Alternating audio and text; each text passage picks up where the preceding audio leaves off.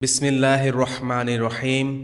ইন্নাল হামদালিল্লাহি ওয়াসসালাতু ওয়াসসালামু আলা রাসূলিল্লাহি ওয়া আলা আলিহি ওয়াসহাবিহি ওয়াসাল্লামা তাসলিমান কাসীরান মাজিদান ইলা ইয়াউমিদ্দিন, আম্মা বা'দ। আমরা যদি আল্লাহ রাসূল সাল্লাল্লাহু আলাইহি ওয়াসাল্লামের জীবনকে বুঝতে চাই, তাহলে আল্লাহর রাসূলের আগমনের আগের সময়টা কেমন ছিল সেটা বোঝা জরুরি। কেননা আল্লাহ রাসূল সাল্লাল্লাহু আলাইহি ওয়াসাল্লাম ছিলেন হিদায়াতের আলো, আর ইসলাম ছাড়া সব কিছু হলো জাহেলিয়া, আর জাহেলিয়া মানে অন্ধকার। আমরা আলোর উপস্থিতি তখনই কদর করতে পারি যখন আমরা অন্ধকারকে অনুভব করি।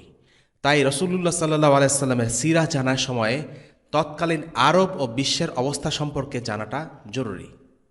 সিরাহ সিরিজের তৃতীয় পর্বে আজ আমরা প্রাক ইসলামিক যুগের রাজনৈতিক অবস্থা এবং কিছু ঘটনা জানার চেষ্টা করব।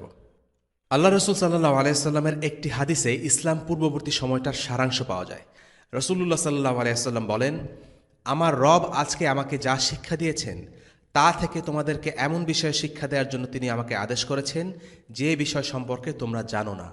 সেটা হলো, তিনি বলেছেন, আমি আমার বান্দাদের যে ধনসম্পদ দিয়েছি তা পুরোপুরি হালাল। আমি আমার সমস্ত বান্দাকে একনিষ্ঠ মুসলিম হিসেবে সৃষ্টি করেছি। এরপর তাদের কাছে শয়তান এসে তাদেরকে দিন থেকে বিচ্যুত করে দেয়। যে সমস্ত জিনিস আমি তাদের জন্য বৈধ করেছিলাম সেগুলোকে সে হারাম করে দেয়। উপরন্তু সে তাদেরকে আমার সাথে এমন বিষয় শিরক করার জন্য নির্দেশ দেয় যে বিষয়ে আমি কোনো প্রমাণ পাঠাইনি।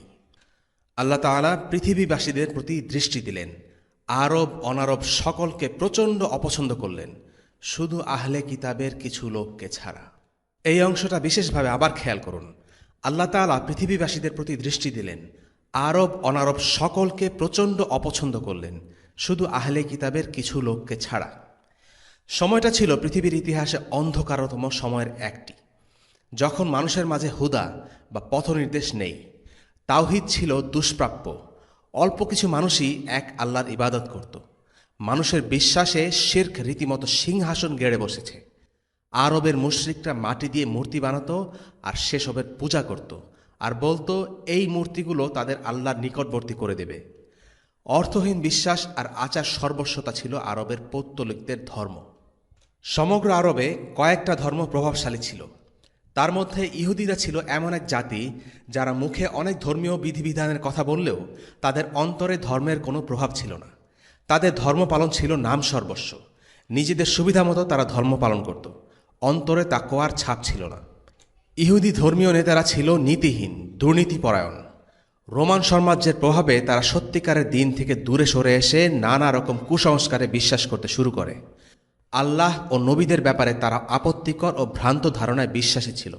এর কারণ হলো, তারা যতটা না তাওরাতের অনুসরণ করত, তার থেকে বেশি তাদের রাবীদের লেখা তালমুদের অনুসরণ করত।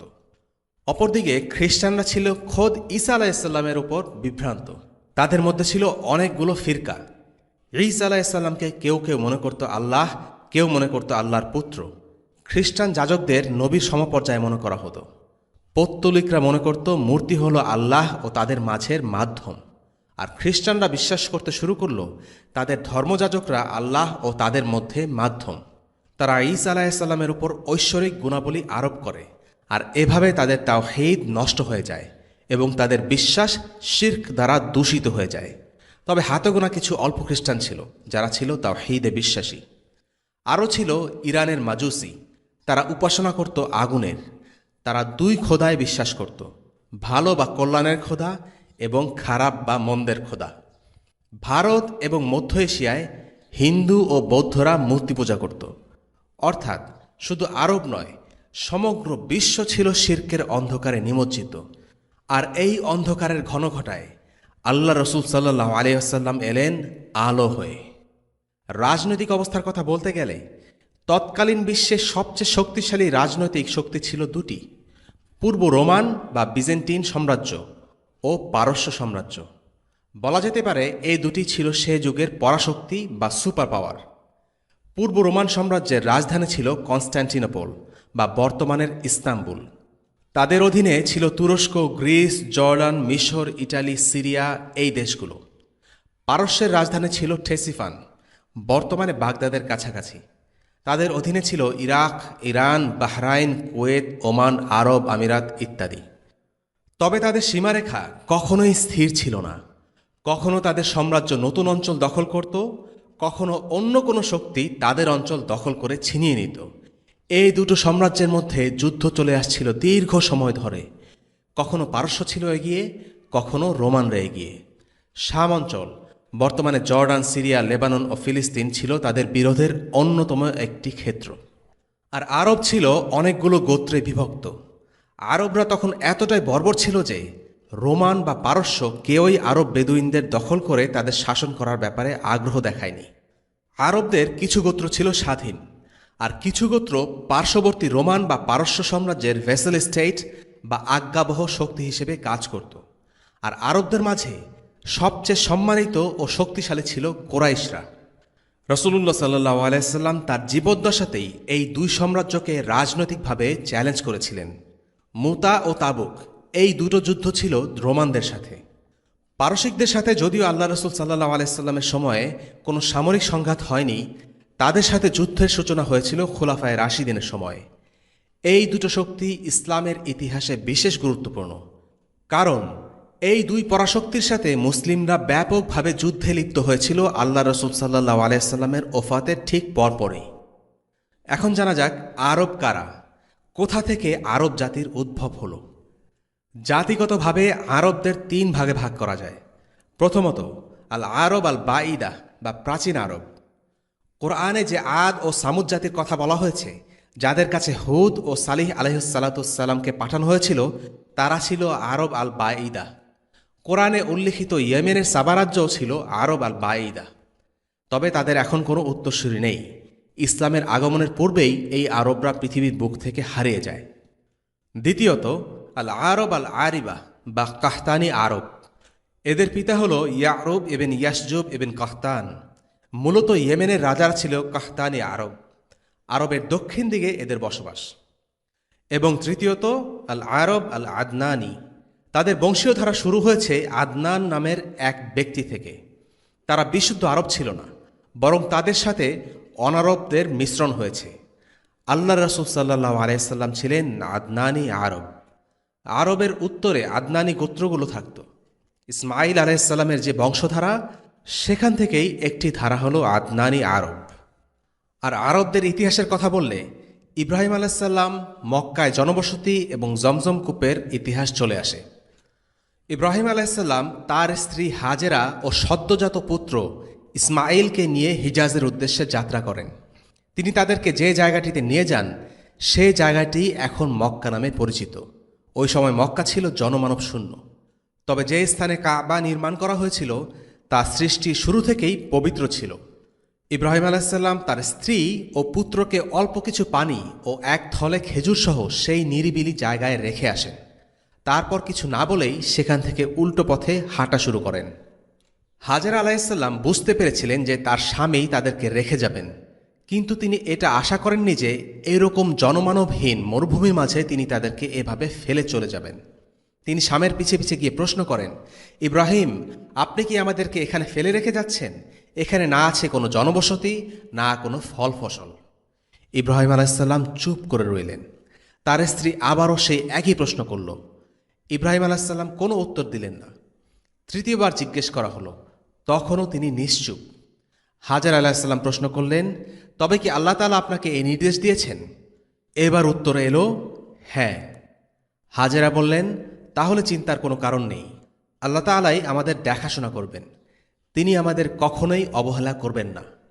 হাজেরা জানতেন, যদি আল্লাহ তাআলার আদেশে ইব্রাহিম আলাইসাল্লাম তাদেরকে এমন জনমানবহীন অঞ্চলেও রেখে যান, তবুও দুশ্চিন্তার কোনো কিছু নেই, কেননা আল্লাহ তাআলাই এই আদেশ করেছেন। আল্লাহ তাআলার উপর তার এই বিশ্বাস আছে যে আল্লাহ তাআলাই তাকে দেখে রাখবেন। যদি সে আদেশ হয় এরকম নিরিবিলি স্থানে একাকী বসবাস করা, তবে সেখানেও আল্লাহর হেফাজতের চাদর তাদের ঘিরে রাখবে। ইব্রাহিম আলাইসাল্লাম চলে গেলেন। তিনি অনেক দূর চলে গেলেন যে তার স্ত্রী ও ছেলেকে আর দেখা যাচ্ছিল না। তখন কাবার দিকে মুখ ফিরিয়ে তিনি আল্লাহ তাআলার কাছে একটি দোয়া করেন। এই চমৎকার দোয়াটি কোরআনের সূরা ইব্রাহিমে আছে। রব্বানা ইন্নী আসকানতু মিন যুররিয়্যাতি بواد غير ذي زرع عند بيتك المحرم ربنا ليقيموا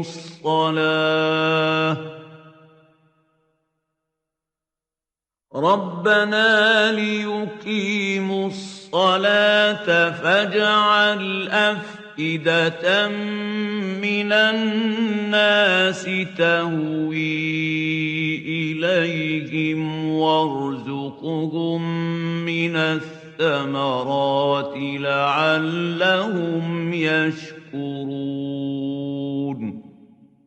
হে আমাদের রব, আমি নিজের এক সন্তানকে তোমার পবিত্র গৃহের সন্নিকটে অনর্বর উপত্যকায় আবাদ করেছি। হে আমাদের রব, যাতে তারা সালাত কায়েম রাখে।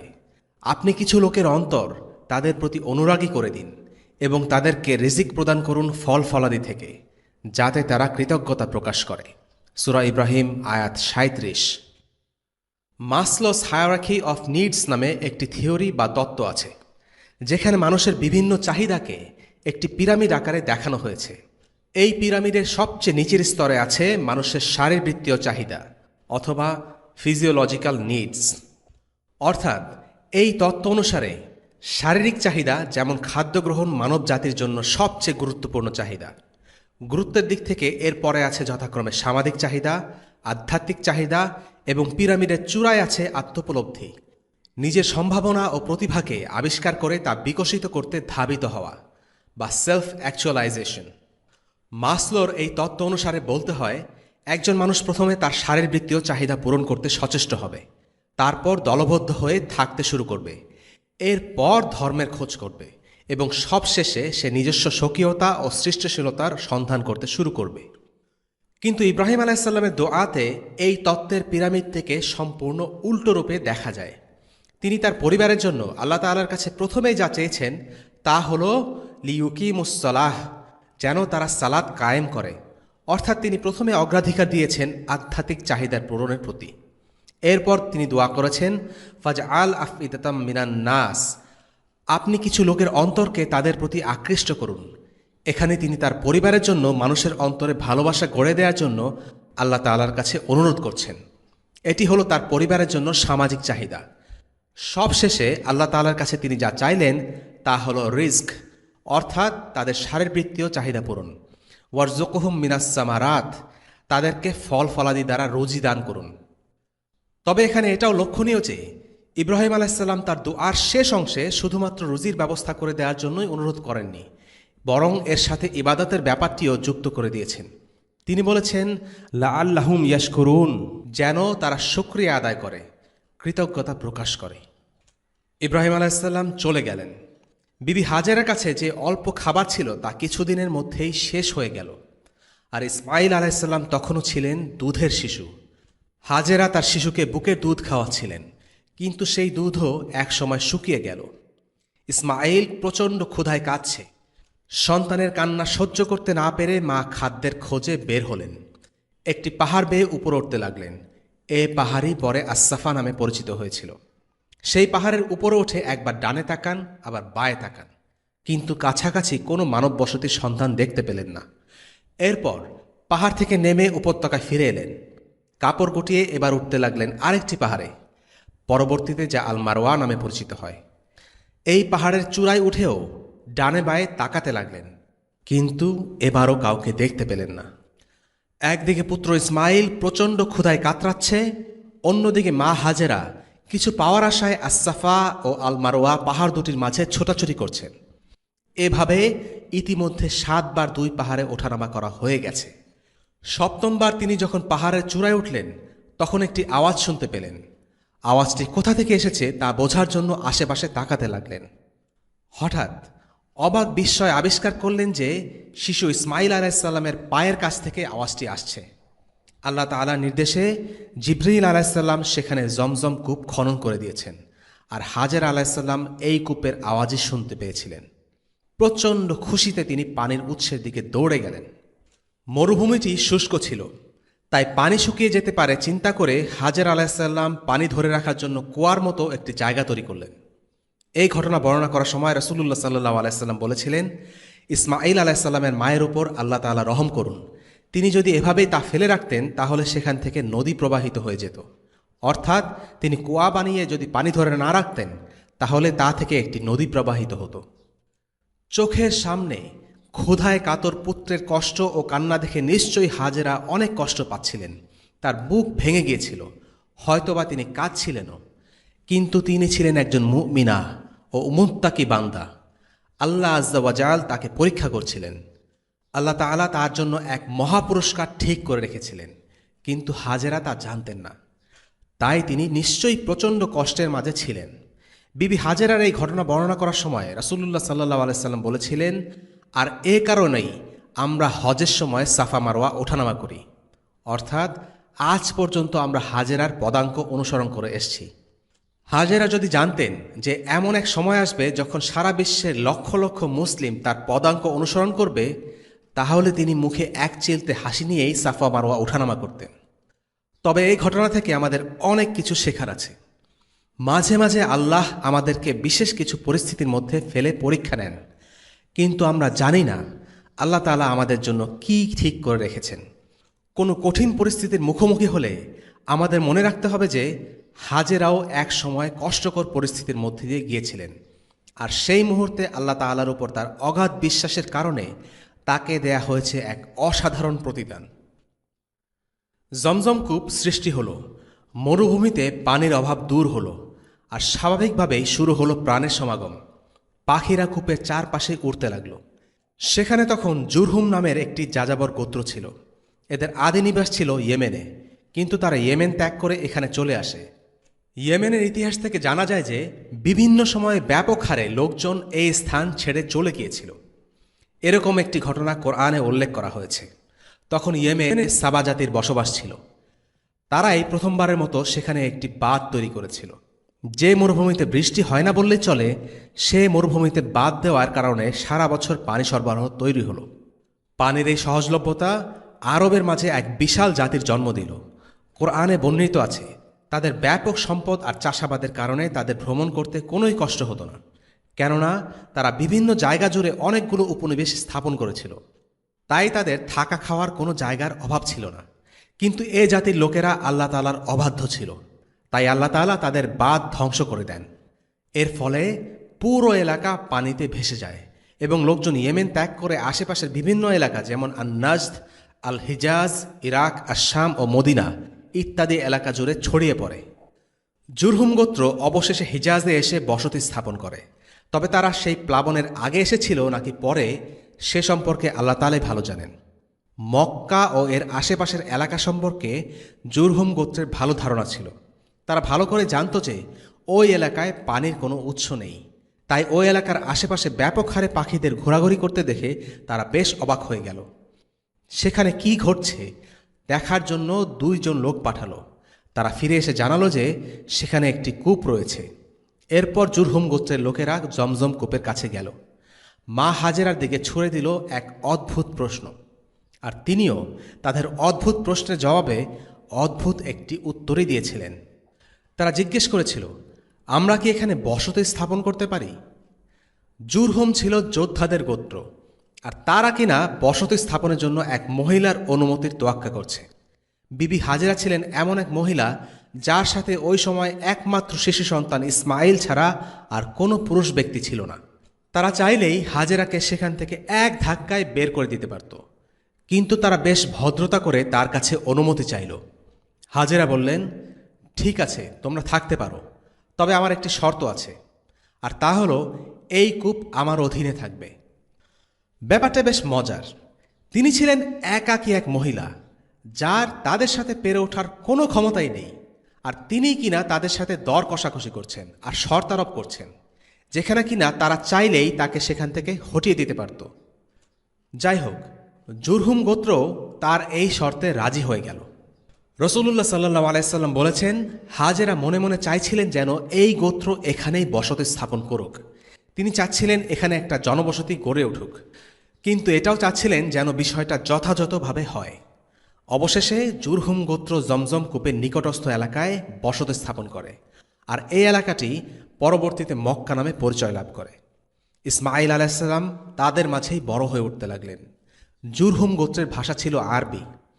ইসমাঈল আলাইসাল্লাম সেটাও রপ্ত করে ফেললেন। তার পিতা ইব্রাহিম আলাইসাল্লাম ছিলেন ইরাকের অধিবাসী, আর সে সময় ইরাকে অন্য ভাষা চালু ছিল। ইসমাঈল আলাইসাল্লাম জুরহুম গোত্রের এক মহিলাকে বিয়ে করেন, আর সেখান থেকেই শুরু হয় রাসূলুল্লাহ সাল্লাল্লাহু আলাইহি সাল্লামের বংশধারা। সে সময়ে মক্কার রাজনৈতিক নেতৃত্ব জুরহুম গোত্রের হাতে ছিল। পরবর্তীতে ইব্রাহিম আলাইসাল্লাম মক্কায় এসে পুত্র ইসমাঈলকে সাথে নিয়ে কাবাঘর নির্মাণ করেন। মক্কার ধর্মীয় নেতৃত্ব ছিল ইসমাঈল আলাইসাল্লামের হাতে, আর তা যুগ যুগ ধরে তার উত্তরসূরিদের মাঝে বহাল ছিল। জুরহুম গোত্রের হাতে রাজনৈতিক ক্ষমতা থাকলেও ধর্মীয় কর্তৃত্ব কখনোই তারা লাভ করেনি। এর সাথেই প্রাসঙ্গিকভাবে এসে যায় কুরাইশ বংশের উৎপত্তি। জুরহুম গোত্র দীর্ঘদিন ধরে মক্কায় ছিল। ধীরে ধীরে তারা দুর্নীতিগ্রস্ত হয়ে পড়ে এবং ক্ষমতার অপব্যবহার শুরু করে। তখন আল্লাহ তাআলা তাদের মাঝে বনু খুজাআ গোত্রকে পাঠান। বনু খুজাআ জুরহুম গোত্রকে মক্কা থেকে বের করে দেয়। বনু খুজাআ ছিল একটি ইয়েমেনি গোত্র এবং অন্যান্য গোত্রসমূহের মতো এটিও ইয়েমেন ত্যাগ করেছিল। অবশেষে তারা হিজাজে কর্তৃত্ব স্থাপন করে। এদিকে জুরহুম মক্কা ছেড়ে যাওয়ার আগে দুটো কাজ করল। প্রথমত, তারা জমজম কূপের মুখ বন্ধ করে দিল এবং এর সমস্ত চিহ্ন মুছে দিল। দ্বিতীয়ত, আল কাবার ভিতরে যে মূল্যবান সম্পদগুলো ছিল সেগুলো তারা সাথে করে নিয়ে গেল। জুরহুম গোত্র চলে যাওয়ার পর স্বাভাবিকভাবেই মক্কার শাসন ক্ষমতা চলে গেল বনু খুজাআর হাতে।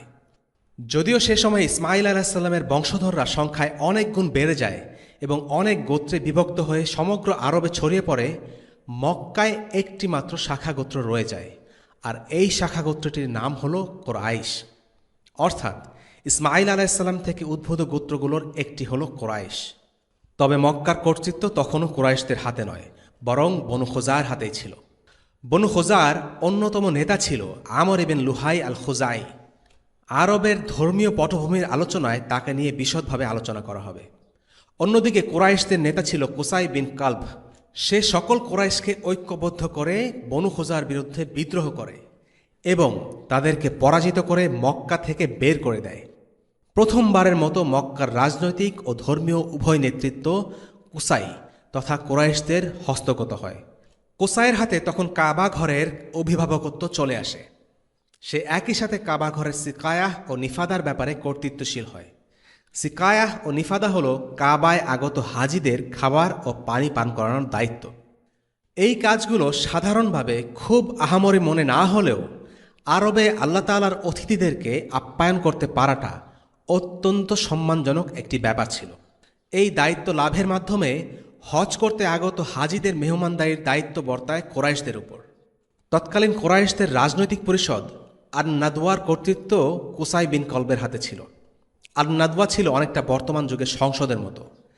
তার হাতে আরও ছিল আল লিওয়ার নিয়ন্ত্রণ। আল লিওয়া ছিল যুদ্ধের ব্যানার, অর্থাৎ যুদ্ধ ঘোষণা দেওয়ার সর্বময় ক্ষমতাও ছিল কুসাইয়ের হাতে। এক কথায় বলা যায় যে কুসাই বিন কলব ছিল তৎকালীন মক্কার একচ্ছত্র অধিপতি। কুসাই বিন কলবের মৃত্যুর পর এসব ক্ষমতা তার সন্তানরা নিজেদের মাঝে ভাগ করে নেয়। কুসাইয়ের নাতি আমর পৈতৃক সূত্রে হাজিদের খাবার ও পানীয় দিয়ে আপ্যায়ন করার দায়িত্ব লাভ করেন। সচরাচর শুধুমাত্র স্যুপ দিয়ে হাজিদের আপ্যায়ন করা হতো, কিন্তু আমর এই খাবারে কিছুটা নতুনত্ব আনেন। তিনি রুটি ছিঁড়ে স্যুপের মধ্যে ভেজানোর ব্যবস্থা করেছিলেন, ফলে খাবারটির স্বাদ আরও বেড়ে গিয়েছিল। কোনো কিছু ভেঙে গুঁড়া করার পদ্ধতিকে আরবিতে হাসম বলা হয়, আর এই হাসম থেকেই তখন আমরকে হাসিম নামে ডাকা হতো। তিনি ছিলেন রাসূলুল্লাহ সাল্লাল্লাহু আলাইহি সাল্লামের প্রপিতামহ। হাসিম বিয়ে করেছিলেন মদিনার এক মহিলাকে। এরপর তিনি ব্যবসার উদ্দেশ্যে ফিলিস্তিনে যান এবং সেখানেই মৃত্যুবরণ করেন। গাজাতে তাকে দাফন করা হয়। এর মধ্যে তার স্ত্রী গর্ভবতী হয়ে পড়ে এবং পরবর্তীতে তিনি এক পুত্র সন্তানের জন্ম দেন। পুত্রের নাম রাখা হয়েছিল সায়বা। সায়বা মানে হল বৃদ্ধ লোক। ছোট শিশুর এরূপ অদ্ভুত নামকরণের কারণ হল জন্ম থেকেই তার মাথার কিছু চুল ধূসর ছিল। স্বামীর মৃত্যুর পর সায়বার মা মদিনাতে পিতামাতার কাছেই থেকে গিয়েছিলেন, তাই সায়বার ছোটবেলা কেটেছিল মদিনায়, তার নানা বাড়িতে। একদিন আল মুত্তালিব নামক এক ব্যক্তি মদিনায় আসলেন। তিনি ছিলেন হাশিমের ভাই। ভাতিজা সায়বাকে মক্কায় নিয়ে যাওয়ার উদ্দেশ্যে তিনি মদিনায় এসেছিলেন। তখন সায়বার বয়স ছিল প্রায় 8 বছর। প্রথমে তার মা ছেলেকে ছাড়তে চাচ্ছিলেন না, কিন্তু আল মুত্তালিব তাকে বোঝালেন যে সে কুরাইশের সবচেয়ে সম্ভ্রান্ত পরিবারের অন্যতম উত্তরাধিকারী এবং তার উচিত তার নিজ বংশ ও পরিবারের নিকটে ফিরে যাওয়া এবং সেখানে দায়িত্বসমূহ বুঝে নেয়া। এ কথা শুনে সাইবার মা রাজি হন। এরপর আল মুত্তালিব সাইবাকে নিয়ে মক্কায় ফিরে যান। সাইবাকে এর আগে মক্কায় কেউ দেখেনি। তখনকার দিনে দাস কেনাবেচা খুব সাধারণ একটি ব্যাপার ছিল, তাই লোকজন আল মুত্তালিবের সাথে এই অচেনা ছোট ছেলেটিকে দেখে ভেবেছিল সে বোধ হয় আল মুত্তালিবের দাস। তাই তারা সাইবাকে আব্দুল মুত্তালিব বলে ডাকতে থাকে। আর এই আব্দুল মুত্তালিব হলেন রাসূলুল্লাহ সাল্লাল্লাহু আলাইহি সাল্লামের দাদা। তার আসল নাম ছিল সাইবা, কিন্তু লোকেরা মুত্তালিবের দাস ভেবে তাকে আব্দুল মুত্তালিব নামে ডাকতে শুরু করেছিল। আব্দুল মুত্তালিব বা রাসূলুল্লাহ সাল্লাল্লাহু আলাইহি সাল্লামের দাদা ছিলেন রাসূলুল্লাহ সাল্লাল্লাহু আলাইহি সাল্লামের আবির্ভাবের আগ পর্যন্ত সবচেয়ে বিখ্যাত ব্যক্তি। তার জীবনে 3টা ঘটনা আছে যেগুলো কুরাইশদের ইতিহাসে খুব গুরুত্ববাহী এবং তাৎপর্যপূর্ণ। সেগুলো নিয়ে আলাদা আরেকটা পর্বে বিশদভাবে আলোচনা করা হবে। আল্লাহ পাক কোরআনে বলেছেন, ওয়ালাকাদ বাআসনা ফি কুল্লি উম্মাতির রাসূলান, আমি প্রত্যেক উম্মতের মধ্যেই রাসূল প্রেরণ করেছি। প্রত্যেক জাতির জন্যই আল্লাহ পাক নবী পাঠিয়েছেন এবং আরব জাতির জন্য নবী ছিলেন ইব্রাহিম আলাইহিস সালাম এবং তার ছেলে ইসমাঈল আলাইহিস সালাম।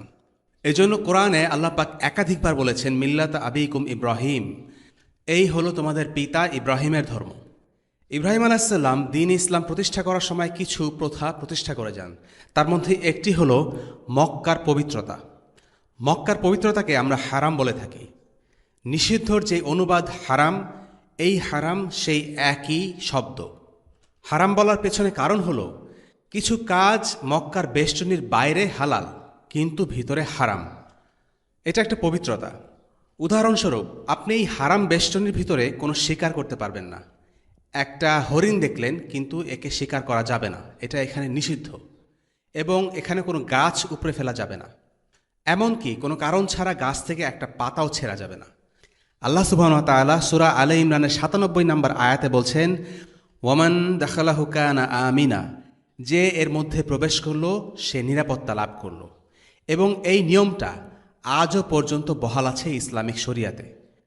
কোনো অপরাধীও অপরাধ করার পর যদি হারামের মধ্যে নিরাপত্তার জন্য আসে, সে নিরাপদ, কারণ এটা হারাম। এবং জাহিলিয়াতের যুগেও আরবরা এই প্রথাটা পালন করে আসছিল। ইবনে আব্বাস রাদিয়াল্লাহু আনহু বলেন, জাহিলিয়াতের সময় আমরা দেখতাম কেউ তার পিতার খুনিকে দেখছে তাওয়াফ করতে, কিন্তু তার একটা চুলও স্পর্শ করবে না, কারণ এটা হলো হারাম, এর মধ্যে কোনো কিছুই করা যাবে না। ইব্রাহিম আলাইহিস সালাম কাবার প্রতি সম্মান প্রদর্শনপূর্বক এই প্রথাটি চালু করেন। আরেকটি প্রথা যা ইব্রাহিম আলাইহিস সালাম প্রতিষ্ঠা করে গিয়েছিলেন তা হলো 4টি পবিত্র মাস। এই 4টি পবিত্র মাস হলো যুলকাদা, যুলহিজ্জা, মুহাররম এবং রজব। এই 4 মাসের মধ্যে কোনো যুদ্ধ বিগ্রহ করা যাবে না, সবাই শান্তিতে থাকবে।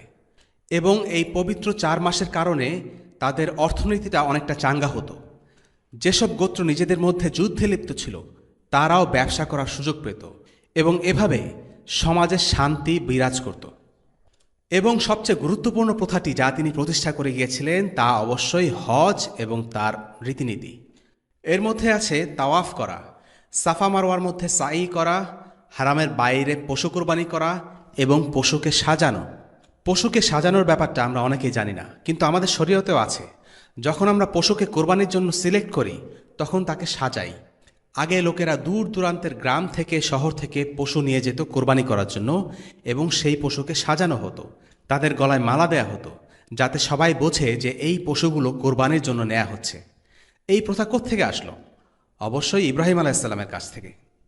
এখানে একটা গুরুত্বপূর্ণ বিষয় বলা দরকার। অমুসলিম গবেষকরা বলে ইসলাম এর সংস্কৃতি অনেক কিছুই পৌত্তলিকদের সংস্কৃতি থেকে নিয়েছে। যেমন পৌত্তলিকরা কাবাকে পবিত্র মনে করত, তারা তাওয়াফ করত, তারা এই করত সেই করত। আসলে এটা সব কিছুই দৃষ্টিকোণের ব্যাপার। একটা গ্লাসকে অর্ধেক খালি অথবা অর্ধেক ভরা ভাবে ব্যাখ্যা করা যেতে পারে। অমুসলিম হিসেবে স্বাভাবিকভাবেই তারা এটা ইব্রাহিম আলাইহিস সালামের প্রতিষ্ঠিত প্রথা হিসেবে মানতে রাজি না। এই প্রথাগুলো পৌত্তলিকদের কাছ থেকে এসেছে, এই দৃষ্টিকোণ থেকে দেখাটা তাদের চিন্তাভাবনা অথবা তাদের এজেন্ডাকে স্যুট করে। কিন্তু মুসলিম হিসেবে আমরা জানি এ সবই ইব্রাহিম আলাইহিস সালামের প্রতিষ্ঠিত রীতিনীতি এবং রাসূলুল্লাহ সাল্লাল্লাহু আলাইহি সাল্লাম পৌত্তলিকতাকে নির্মূল করে ইব্রাহিম আলাইহিসসালামের আসল আদর্শকে পুনরুজ্জীবিত করেছেন। সুতরাং আরবদের নবী ছিলেন ইব্রাহিম আলাইহিসসালাম এবং তারপর ইসমাঈল আলাইহিসসালাম, এবং তাদের দাওয়াত ছিল তাওহীদের দাওয়াত। তাহলে পৌত্তলিকতার সূচনা কোত্থেকে হলো?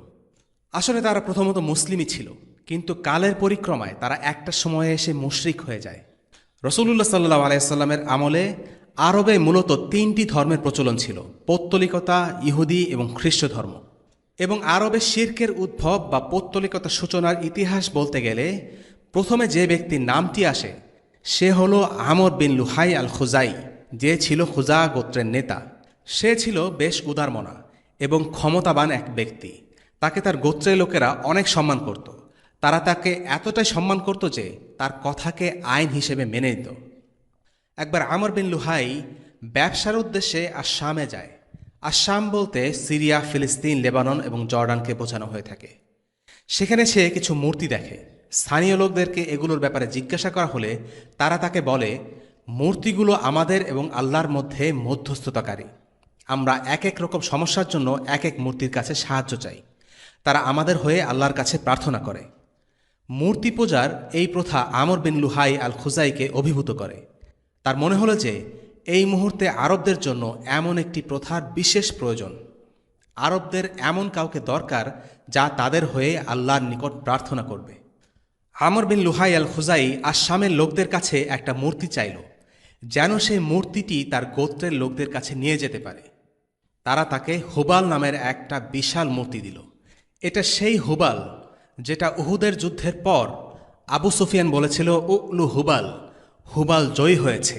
তো আমর সেই হুবালের মূর্তি নিয়ে মক্কায় ফেরত গেল এবং হারামে গিয়ে আল কাবা ঠিক এক পাশে একে স্থাপন করল। তার গোত্রের লোকদেরকে বলল যে এই মূর্তিটি তাদের হয়ে আল্লাহর সাথে মধ্যস্থতা করবে। মক্কা ছিল আরবের কেন্দ্রবিন্দু, ধর্মীয় ব্যবস্থাপনার মধ্যস্থল। সেখানে একটি মূর্তি আনার অর্থ হচ্ছে নতুন ধর্মের প্রবর্তন করা। আর এই কারণে মক্কার চারপাশে এই বিদাতটি যেন দাবানলের মতো ছড়িয়ে পড়ল। মানুষের মাঝে এই ভ্রান্ত প্রথাটি ব্যাপকভাবে ছড়িয়ে পড়ার আরেকটি কারণ ছিল ব্যক্তি হিসেবে সমাজে আমর বিন লুহাই আল খুজাইয়ের গ্রহণযোগ্যতা, তাকে অন্ধভাবে অনুসরণ করতে চাওয়ার প্রবণতা। তিনি তার গোত্রের মধ্যে অন্যতম সম্মানিত ব্যক্তি ছিলেন, তাই সবাই তাকে অনুসরণ করতে চাইত। মূর্তি বানানো এবং তা বিভিন্ন গোত্রের কাছে বিক্রি করা মক্কার একটি আলাদা ব্যবসায় রূপ নিল। বিভিন্ন গোত্র মক্কায় আসত এবং মানুষ তাদের পছন্দের মূর্তি কিনে নিয়ে চলে যেত। তারা বহনযোগ্য মূর্তি বানানো শুরু করল, যাতে মূর্তিগুলো নিয়ে বিভিন্ন জায়গায় ভ্রমণ করা যায়। মূর্তি পূজার বিষয়ে ওমর রাদিয়াল্লাহু আনহুর একটা ঘটনা আছে। একদিন ওমরকে দেখা গেল একবার তিনি হাসছেন, আবার তিনি কাঁদছেন। তাকে জিজ্ঞাসা করা হলো কেন তিনি এমন করছেন। তিনি বললেন, আমি জাহেলি যুগের একটা দিনের কথা ভেবে হাসছি। সেদিন আমি ভ্রমণে বের হয়েছিলাম। হঠাৎ আমার মূর্তি পূজা করার শখ জাগল, কিন্তু আমার মনে পড়ল যে আমি মূর্তিটি ফেলে এসেছি। তাই আমি উপাসনা করার জন্য একটা উপায় বের করার চেষ্টা করলাম। তখন আমার সাথে ছিল কিছু খেজুর। আমি সেই খেজুরগুলো দিয়ে একটি মূর্তি বানালাম এবং সেই মূর্তির পূজা করলাম। কিন্তু সেই রাতে আমার অনেক খিদে পায়। তখন আমি খেজুরের তৈরি মূর্তিটি খেয়ে ফেলি। ওমর রাদিয়াল্লাহু আনহু পুরনো দিনগুলোর কথা মনে করছিলেন এবং অনুধাবন করছিলেন যে মূর্তি পূজারীরা কতটা বোকা। এভাবেই ইসলাম মানুষকে বদলে দেয়। এটাই ইসলামের কারামত। ইসলাম মানুষকে তুচ্ছ অবস্থান থেকে অনেক উঁচু স্থানে উন্নীত করে। ওমর ইবনুল খাত্তাব রাদিয়াল্লাহু আনহুর ব্যাপারে আব্বাস মাহমুদ আল আক্কাদ তার বইয়ে একটি প্রশ্ন তুলেছেন, ইসলাম ছাড়া ওমর বিন খাত্তাব কি হতে পারতেন? এর উত্তরে তিনি ব্যাখ্যা করেন, তিনি তার গোত্রের প্রধান হতে পারতেন, অথবা তিনি কোরাইশ গোত্রের একজন প্রসিদ্ধ নেতা হতে পারতেন, অথবা সর্বোচ্চ তিনি কোরাইশ বংশের নেতা হতেন। তবে তিনি যদি কম বয়সে মারা যেতেন, সেটাই হতো তার জন্য প্রত্যাশিত ও স্বাভাবিক ঘটনা। ইসলাম গ্রহণের পূর্বে তিনি মদ্যপানে অভ্যস্ত ছিলেন। এই বদভ্যাসের জন্য তিনি হয়তো অল্প বয়সে অপরিচিত অবস্থায় মারা যেতে পারতেন। কিন্তু ইসলাম তাকে ও তার অবস্থানকে বদলে দিয়েছে। ইসলাম গ্রহণের কারণে তিনি শুধু সমগ্র আরবের নেতা হননি, পুরো পৃথিবীর 2/3 নেতা হয়েছিলেন। ইসলামের ইতিহাসে তিনি ছিলেন এক অসাধারণ ব্যক্তিত্ব। মক্কায় মূর্তি পূজা সাধারণ ও একটি স্বাভাবিক ব্যাপার হয়ে দাঁড়ায়। বিভিন্ন উদ্দেশ্যের জন্য বিভিন্ন মূর্তি পাওয়া যেত। আল কাবা এইসব মূর্তি দ্বারা অপবিত্র হয়ে যায়। তখন কাবা শরীফে প্রায় ৩৬০টি মূর্তি ছিল। চারদিকে শিরকের ছড়াছড়ি। একটি আমদানি করা মূর্তি থেকে শিরক সবার মাঝে ছড়িয়ে পড়ল। দিনে দিনে এটি একটি ব্যবসায় রূপ নেয়, আর এভাবেই ইসমাইল আলাইসাল্লামের আনিত দিনের বিকৃতি ঘটে। রসুলুল্লাহ সাল্লাহ আলাইসাল্লাম বলেছেন, আমি জাহান্নামে আমর বিন লুহাই আল খুজাইকে নারী ভুরি ছ্যাঁচড়াতে ছ্যাঁচড়াতে চলতে দেখেছি, কারণ সেই আরবে সর্বপ্রথম মূর্তি পূজার প্রচলন করেছিল।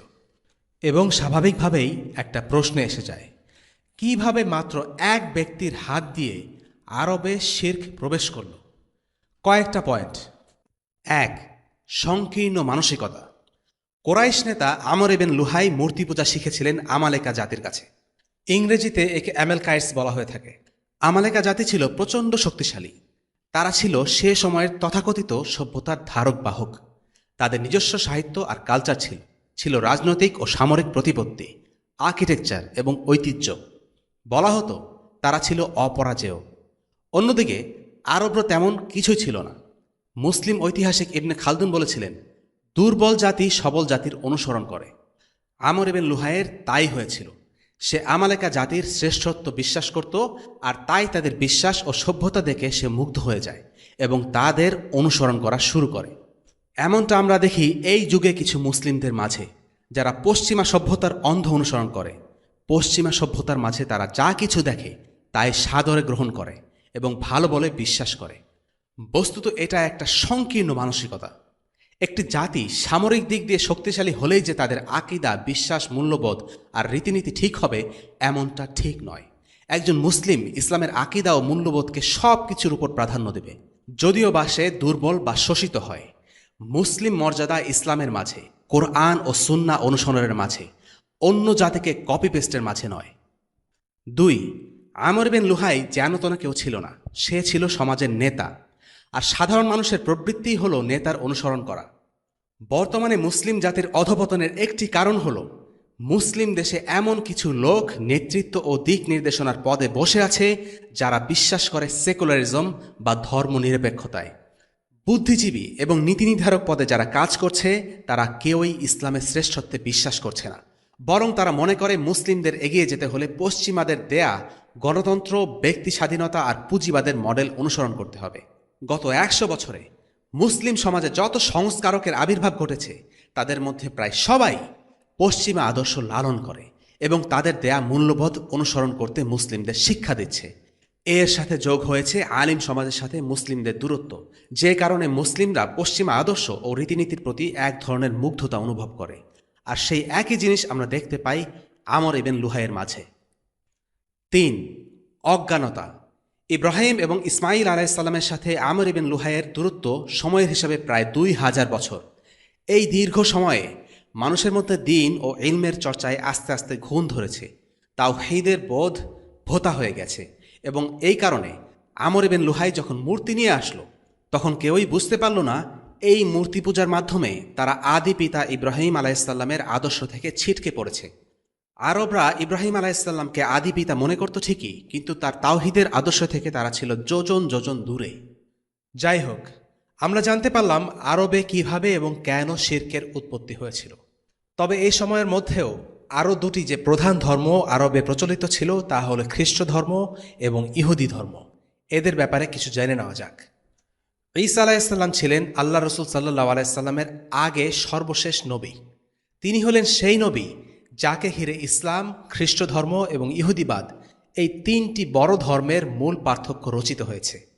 মুসলিম উম্মাহ হিসাবে আমাদের উচিত খ্রিস্ট ধর্মের ইতিহাস সম্পর্কে জানা, যেন আমাদের আগে সর্বশেষ উম্মাহ যে ভুলের কারণে পথভ্রষ্ট হয়েছে সেই একই ভুলে আমরা পা না দেই। ঈসা আলাইসাল্লামের মৃত্যুর পরেই তার অনুসারীদের মধ্যে বিতর্ক সৃষ্টি হয়। কে ছিলেন ঈসা? কি ছিলেন ঈসা? কেউ কেউ বলতে লাগলো তিনি ছিলেন আল্লাহর সন্তান, কেউ বলতে লাগলো তিনি ছিলেন স্বয়ং আল্লাহ মানুষের বেশে মানুষের মাঝে এসেছেন। কেউ নিয়ে আসলো আরও আজব কিছু তত্ত্ব। আর হ্যাঁ, কিছু লোক ছিল সত্যের ওপর। তারা বলল তিনি ছিলেন আল্লাহর রসুল। অনেকগুলো দল আর উপদল তৈরি হলো ঈসা আলাইসাল্লামকে নিয়ে।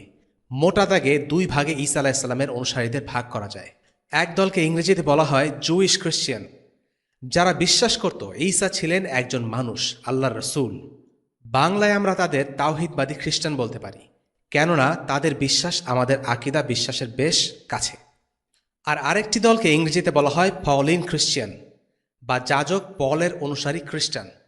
তারা বিশ্বাস করত ঈসা আলাইহিসসালাম ছিলেন আল্লাহর পুত্র। যাজক পল দাবি করত সে ছিল ঈসার অনুসারী। আসলে এটা ছিল মিথ্যা দাবি। সে নিজের মন গড়া কিছু বিশ্বাসকে খ্রিস্ট ধর্মের নামে চালিয়ে দিয়েছিল।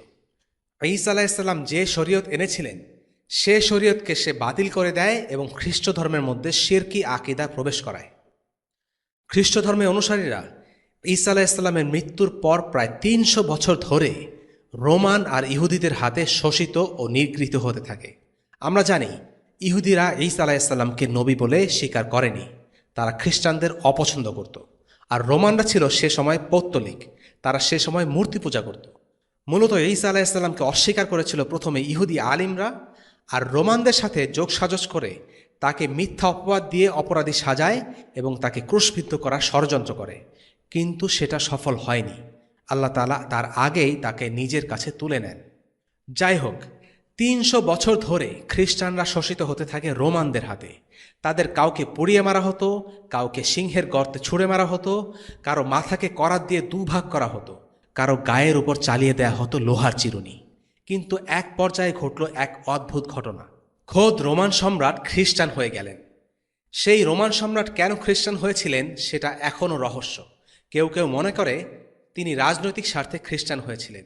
তিনি ভেবেছিলেন প্রজারা যদি খ্রিস্টান হয়ে যায় তাহলে তাদেরকে দাবিয়ে রাখা সহজ হবে, কেননা ঈসা আলাইহিসসালামের আনীত শরিয়া ছিল দুনিয়া বিমুখ। কেউ কেউ মনে করেন সেই সম্রাট সত্য ধর্ম ভেবে খ্রিস্ট ধর্ম গ্রহণ করেছিলেন। কারণ যাই হোক, সেই সম্রাটের খ্রিস্ট ধর্ম গ্রহণের ফলে খ্রিস্টানদের ভাগ্যের চাকা ঘুরে যায়। তারা সমাজে গ্রহণযোগ্যতা লাভ করে এবং নিরাপত্তা পায়। সেই রাজার নাম হলো কনস্ট্যান্টিন। কিন্তু সমস্যা বাধে অন্য জায়গায়। সম্রাট কনস্ট্যান্টিন খ্রিস্ট ধর্মের বিকৃত ধারায় বিশ্বাস করেছিলেন, তাওহীদের ধারায় নয়। তিনি সেন্ট পলের বানানো খ্রিস্ট ধর্মে বিশ্বাস করেছিলেন, ঈসা আলাইহিসসালামের আনীত তাওহীদে নয়। আর তাই তিনি ৩২৫ খ্রিস্টাব্দে তিনি সর্বপ্রথম খ্রিস্ট ধর্মের অনুসারীদের নেতাদের ডেকে একটি কনফারেন্স ডাকেন। সেটি নাইসিয়ার কনফারেন্স বলে খ্যাত। সেই কনফারেন্সে তিনি পলিন খ্রিস্টিয়ানিটি অর্থাৎ পলের মতবাদকে অফিসিয়ালি খ্রিস্ট ধর্ম হিসেবে ঘোষণা করেন আর অন্য সব ধারাকে বাতিল হিসেবে ঘোষণা করেন। শুধু তাই নয়, অন্য ধারার খ্রিস্টানদের হত্যা করার হুমকি দেন যদি তারা পলের মতবাদে বিশ্বাস না করে। এই ঘোষণার পর অন্য ধারার খ্রিস্টানরা পালাতে শুরু করে। তাওহীদবাদী খ্রিস্টানদের ধারা নিষিদ্ধ ঘোষিত হয়। এতদিন ধরে খ্রিস্টানরা অন্য ধর্মের হাতে শোষিত হতো। এখন পলের অনুসারী খ্রিস্টানরা তাওহীদবাদী খ্রিস্টানদের উপর অত্যাচার শুরু করে। অত্যাচার থেকে বাঁচতে কেউ কেউ পালায় ইথিওপিয়া, কেউ কেউ ইরানে, কেউ কেউ ইয়েমেনে, কেউ কেউ আরবে। এভাবে পলের মতবাদ প্রতিষ্ঠিত হয় আর তাওহীদবাদীদের সংখ্যা কমে যেতে থাকে। বর্তমানে খ্রিস্ট ধর্মের যত দল উপদল আছে সেগুলোর সবগুলোই সেন্ট পলের বাতিল মতবাদ থেকে উদ্ভূত। সত্যিকারের তাওহীদবাদী খ্রিস্টান অল্প কিছু বেঁচে ছিল রাসূলুল্লাহ সাল্লাল্লাহু আলাইহি সাল্লামের আগমনের সময় পর্যন্ত। তার মধ্যে একজন হলেন সাহাবী সালমান আল ফারিস রাদিয়াল্লাহু আনহু, যার ঘটনাটা খুবই ইন্টারেস্টিং, যা পরবর্তীতে আমরা আলোচনা করব। এ তো গেল খ্রিস্ট ধর্মের উৎপত্তির হিসাব নিকাশ। আর আরবে কিভাবে খ্রিস্ট ধর্ম এলো তা জেনে নেওয়া যাক। ঈসা আলাইহিস সালামের পর পর্যায়ক্রমে খ্রিস্ট ধর্মের বিভিন্ন শাখা প্রশাখার সৃষ্টি হয় এবং ধীরে ধীরে অনেক অনুসারী ধর্মচ্যুত হয়। খুব কম সংখ্যক লোকই ছিল অবশিষ্ট যারা সত্যিকার অর্থে এই ধর্মের প্রকৃত অনুসরণ করত। পরবর্তীতে তারাই পুনরায় খ্রিস্ট ধর্ম পুনরুজ্জীবিত করতে সক্ষম হয়। ঈসা আলাইহিস সালামের ধর্মের মূল বক্তব্য ছিল বিশুদ্ধ তাওহীদ। সেই অনুসারীদের মধ্যেই একজন একবার ইয়েমেনে যান এবং সেখানে নাজরান নামের এক এলাকায় খ্রিস্ট ধর্ম প্রচার করা শুরু করেন। সেখানে অনেক গোপনে এবং ধীরে ধীরে খ্রিস্ট ধর্ম প্রচারের কাজ চলে আসছিল। ততদিনে কাব্বান আসাদ মারা যায়, আর ইয়েমেনের রাজা ছিল তার ছেলে জু নওয়াস। নতুন এই ধর্মের কথা তার কানে গেলে সে এটিকে নিষিদ্ধ ঘোষণা করে এবং এর অনুসারীদের ক্রুশবিদ্ধ করে হত্যা করে। সহিহ মুসলিমে এই সংক্রান্ত একটি কাহিনী বর্ণিত আছে। গল্পটি এক রাজা ও এক কম বয়সী ছেলেকে নিয়ে। অনেক আলিম গল্পটিকে রাজা জু নওয়াস এবং ইয়েমেনের তাওহীদবাদী খ্রিস্টানদের ঘটনা হিসেবে বর্ণনা করে থাকেন। ঘটনাটি এমন: এক রাজা ছিল, সে জাদুবিদ্যা চর্চা করত এবং তার উপদেষ্টাও ছিল জাদুকর। কালের পরিক্রমায় এক সময় জাদুকর বার্ধক্যে উপনীত হয়। সে রাজাকে বলে, আমার তো সময় শেষ হয়ে আসছে, আমি যে কোনো মুহূর্তে মারা যেতে পারি, তাই আমি একজনকে এই জাদুবিদ্যা শিখিয়ে যেতে চাই, যেন আমি মারা যাওয়ার পর সে আমার অভাব পূরণ করতে পারে। তারা জাদুকরের উত্তরসূরির সন্ধান করতে থাকে। অতঃপর তারা এক বালককে সেই জাদুকরের ছাত্র হিসেবে মনোনীত করে। ছেলেটি খুব সকালে তার বাড়ি থেকে জাদুকরের কাছে জাদুবিদ্যা শিখতে যেত এবং রাতে নিজের বাড়ি ফিরে যেত। একদিনের ঘটনা, জাদুকরের বাড়ি যাওয়ার পথে সে দেখল একটি ইবাদতখানা। তার পাশ দিয়ে যাওয়ার সময় সেখানে প্রার্থনার আওয়াজ শুনতে পেল। ছেলেটির কাছে এই ইবাদত একটু অন্যরকম ঠেকল। সে ঠিক এই ধরনের ইবাদতের সাথে পরিচিত ছিল না। সে জায়গাটি ঘুরে দেখার সিদ্ধান্ত নিল। বস্তুত এটি ছিল তাওহীদের গির্জা, যেখানে ঈসা আলাইহিসসালামের আনীত সত্য ধর্মের দাওয়াত দেয়া হতো। সেখানে এক লোকের কাছে সে খ্রিস্টান ধর্মের ব্যাপারে জানতে পারল এবং তা তাকে অভিভূত করল। কিন্তু ওই সময়ে তার জাদুকরের কাছ থেকে জাদু শেখার কথা ছিল। ছেলেটি বুঝতে পারছিল না যে সে কী করবে, এখানে থাকবে নাকি জাদুকরের কাছে চলে যাবে। সে গির্জার ধর্মযাজককে জিজ্ঞাসা করল এই ব্যাপারে তার কী করণীয়। সেই ধর্মযাজক তাকে প্রতিদিন সকালে তার কাছে এসে শিক্ষা গ্রহণের পরামর্শ দিল এবং তারপর জাদুকরের কাছে যেতে বললেন। যদি জাদুকর দেরি করে আসার কারণ জিজ্ঞাসা করে, তাহলে সে যেন বলে আমার পিতামাতার জন্য দেরি হয়েছে। তিনি তাকে আরও বললেন, বাড়ি ফেরার আগে সে যেন আবার গির্জা হয়ে যায়।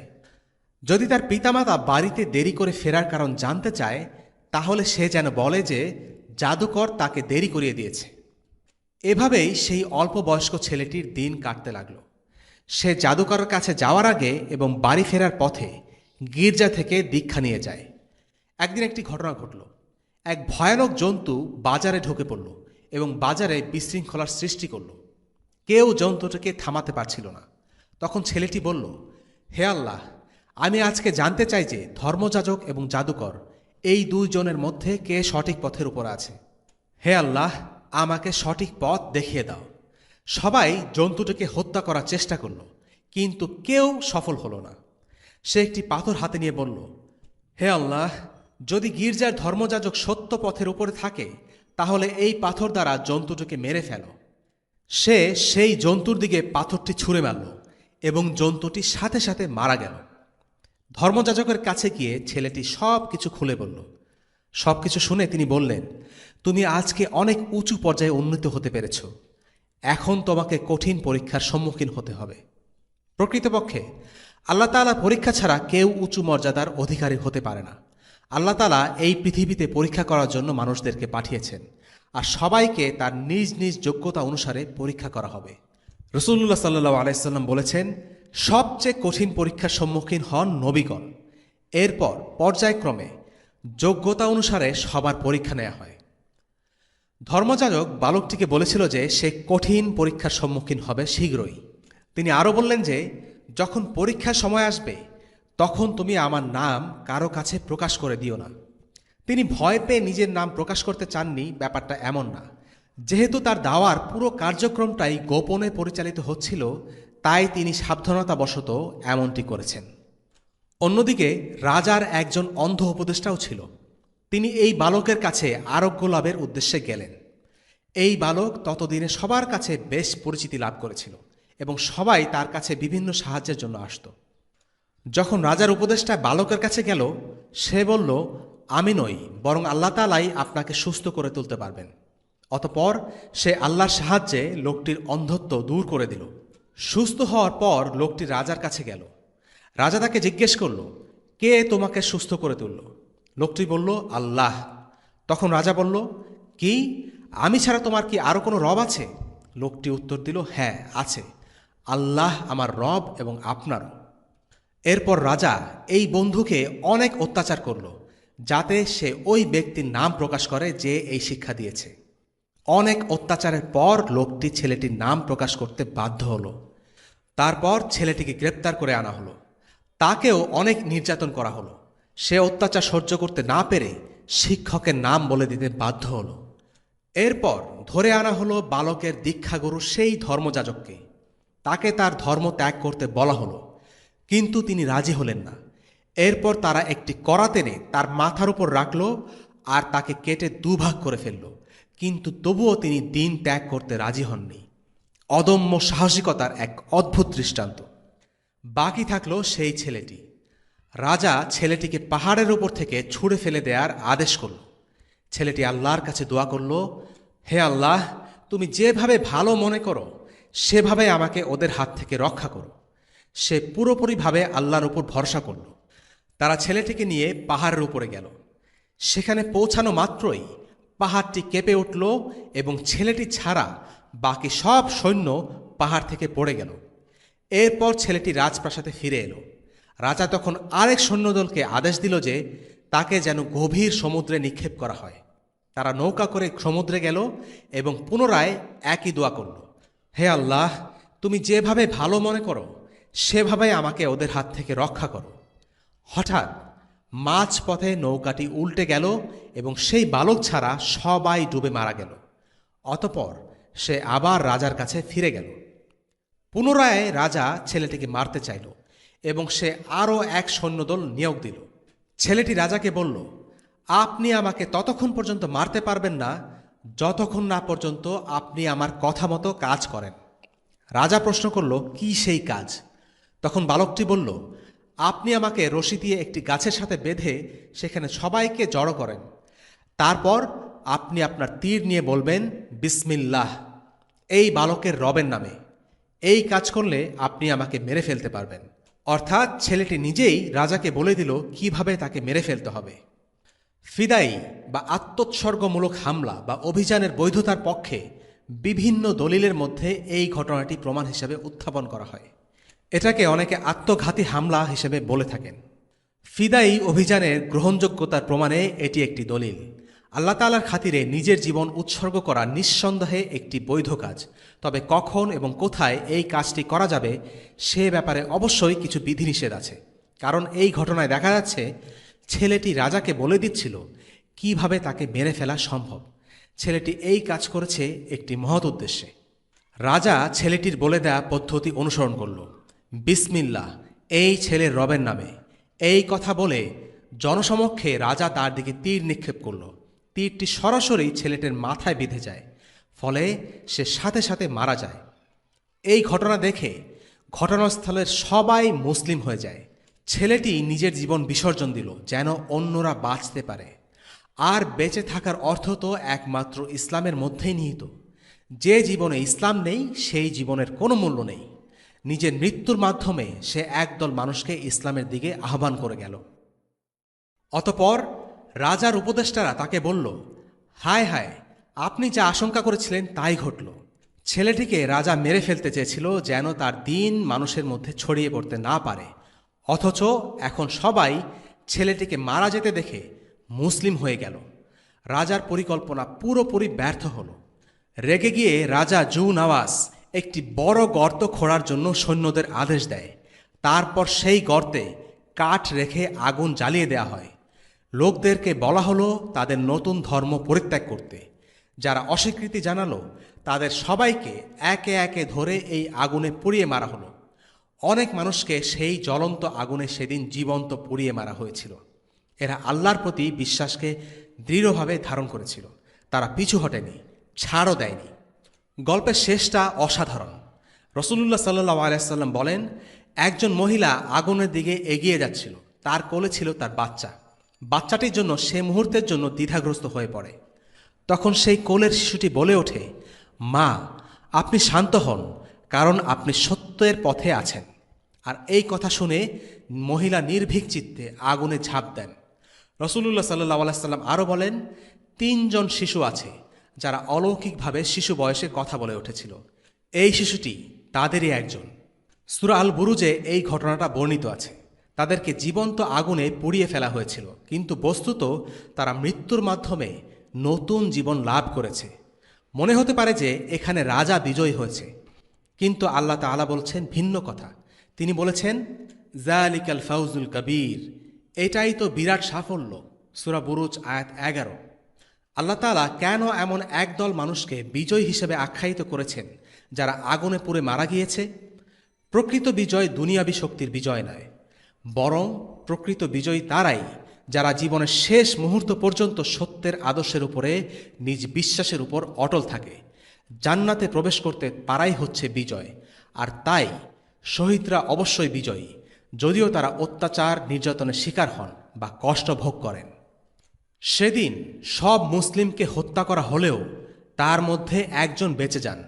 তিনি রোমান সম্রাটের কাছে আশ্রয় গ্রহণ করেন, কারণ সেই সম্রাট ছিল খ্রিস্টান।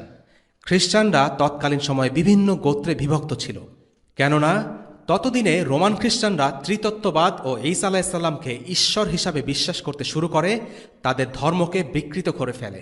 এই কারণে বিভিন্ন ফেরকার উদ্ভব হয়। সেই বেঁচে যাওয়া মানুষটি রোমান সম্রাটের কাছে গিয়ে তাদের অবস্থার কথা বুঝিয়ে বললেন এবং রোমান সম্রাটের কাছে সাহায্য চাইলেন।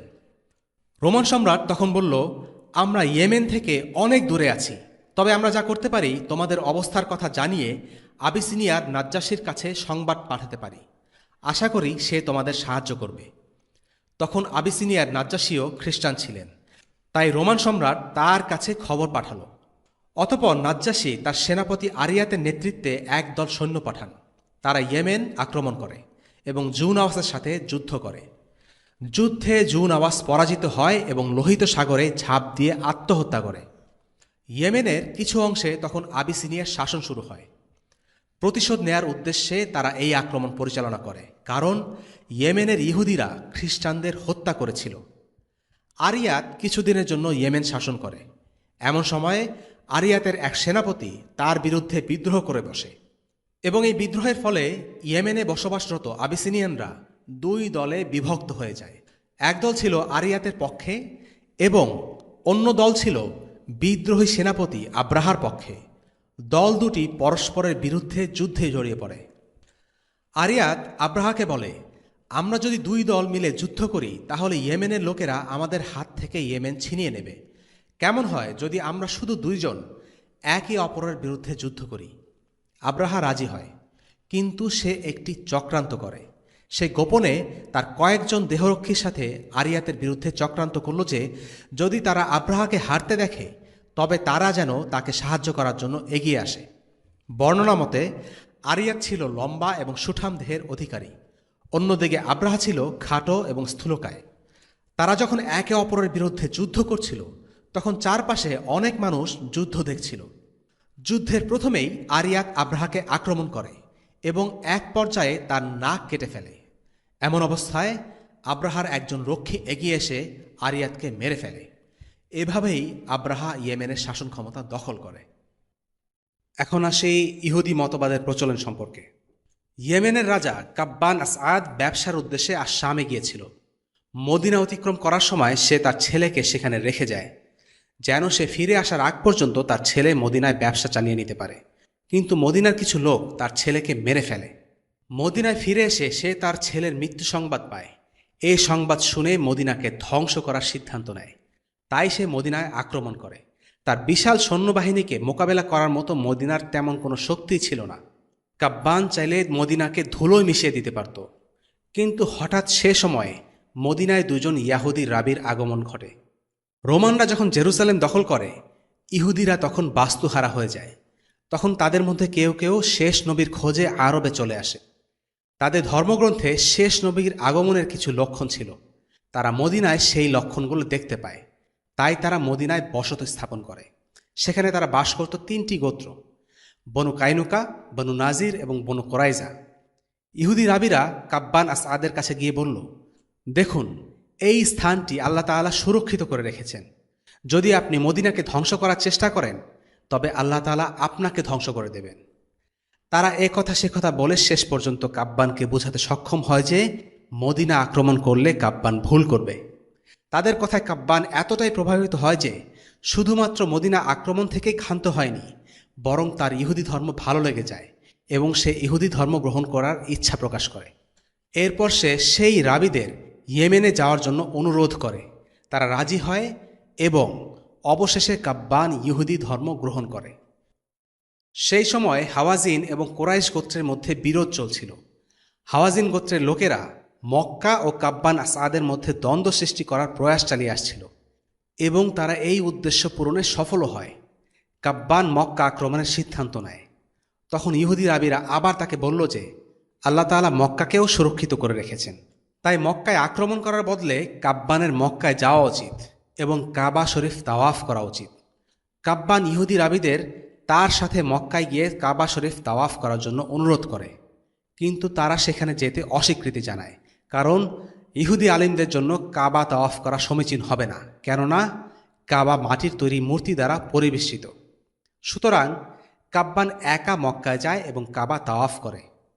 কাব্বান সর্বপ্রথম কাবা শরীফকে চাদর দিয়ে আবৃত করে। সে প্রতি বছর একবার কাবার চাদর পরিবর্তন করত। পূর্বে তারা একটি চাদরের উপর আরেকটি চাদর বিছিয়ে দিত। তারা মনে করত যে কাবার চাদর অনেক পবিত্র, তাই এটা সরানো ঠিক হবে না। এই নিয়ম ততদিন বলবৎ থাকে যতদিন না পর্যন্ত অনেকগুলো চাদর কাবা শরীফের জন্য অতিরিক্ত ভারী হয়ে গিয়েছিল। অবশেষে তারা কাবার চাদর অপসারণের সিদ্ধান্ত নেয়। কাব্বান আসআদ ইহুদি রাবিদের নিয়ে ইয়েমেনে চলে যায় এবং সেখানে তাদেরকে ইহুদি মতবাদ প্রচারের সম্পূর্ণ স্বাধীনতা এবং উৎসাহ দেয়। বেশিরভাগ গোত্র এই মতবাদ গ্রহণ করে। সুতরাং তখনকার সময় দুই ধরনের ইহুদি ছিল। এক দল ছিল জাতিগতভাবে ইহুদি, এরা মূলত খায়বার ও মদিনায় বাস করত। আরেক দল ছিল বিশ্বাসগতভাবে ইহুদি, এরা জাতিগতভাবে আরব কিন্তু বিশ্বাসের দিক থেকে ইহুদি, এরা বসবাস করত ইয়েমেনে। এ থেকে বোঝা যায় এক সময় ইহুদিরা তাদের ধর্ম প্রচার করত, যা তারা এখন করে না। এভাবেই আরবে ইহুদি মতবাদের প্রসার ঘটেছিল। আজকের পর্বের আলোচনা আমরা এখানে ইতি টানতে চাই। আগামী পর্বে ইনশাআল্লাহ আব্রাহার ঘটনা দিয়ে রাসূলুল্লাহ সাল্লাল্লাহু আলাইহি ওয়াসাল্লামের জন্মের ইতিহাস শুরু হবে। ওয়াসাল্লাল্লাহু আলা সাইয়্যিদিনা মুহাম্মদ ওয়া আলা আলিহি ওয়াসহাবিহি ওয়াসাল্লাম। আলহামদুলিল্লাহি রাব্বিল আলামিন।